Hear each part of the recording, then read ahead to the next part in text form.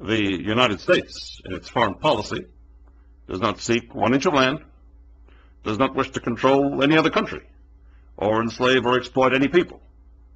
We wish only to rid the world of the cancer of terrorism, and to impart to all lands and to all peoples the God-given blessings of freedom and democracy. The good news, class, is that the secret to understanding our country's foreign policy is that there is no secret. You simply have to understand that America strives to dominate the world for both economic and ideological reasons. Once you understand that, much of the confusion, the contradiction, and the ambiguity surrounding our policies fades away. To express this striving for world dominance numerically, we must consider the following. Since the end of World War II, the United States has endeavored to overthrow more than 50 foreign governments, most of which were democratically elected, grossly interfered in democratic elections in at least 30 countries, waged war in some 30 countries, attempted to assassinate more than 50 foreign leaders, dropped bombs on the people of some 30 countries, suppressed dozens of populist and nationalist movements in every corner of the world. How do I respond when I see that in some Islamic countries there's vitriolic hatred for America? I'll tell you how I respond. I'm amazed. I'm amazed that there's such misunderstanding of what our country is about, that people would hate us.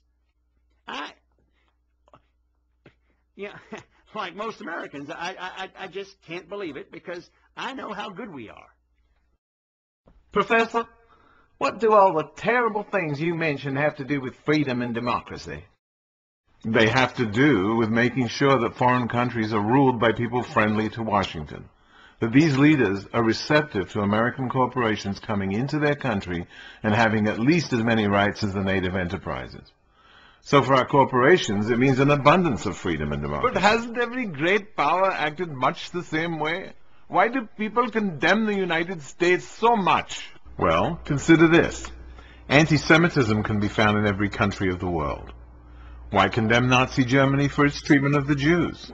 But that's an extreme case. No other country in history has done to Jews what the Nazis did. And no other country in history has overthrown more governments, assassinated more leaders, bombed more countries, suppressed more revolutions, waged more wars, and so on. Oh, it's a remarkable record. But have we had any choice? We had to defeat communism, and we did. And now we have to defeat terrorism, and we will. Maybe we're not going about it in the best way possible, but... But we do mean well, right? Yeah. Our intentions are honorable, right? Our intentions are even noble. Perhaps even divinely inspired. Yeah, I think we are carrying out God's work. You mean God's a bomber and a torturer, a mass murderer? Yeah, I guess he is if you read the Bible. Look at the marvelous things we've done in Afghanistan. The people there are very grateful to us for saving them from the Taliban. And the oppressed women are so grateful, and we've done all this in only 8 years. Do you know that during much of the 1970s and 80s, women in Afghanistan had full rights, including equal education and dressing the way they wanted? And do you know what happened to the government that gave them these rights? The United States overthrew it. Professor, I'm sorry, but I'm afraid I'm going to have to report you to the university's Terrorist Watch Committee. Oh, really? Well, don't forget to tell them what I also said about Iraq. Thanks to your divine and noble United States, the people of Iraq have lost everything. Their homes, their schools, their neighborhoods, their mosques, their jobs, their careers, their professionals, their health care, their legal system, their women's rights, their secular government, their religious tolerance, security, their friends, their families, their past, their present, their future, and their lives. Is it any wonder that there are so many people all over the world who hate our foreign policy? We are creating new anti-American terrorists every day.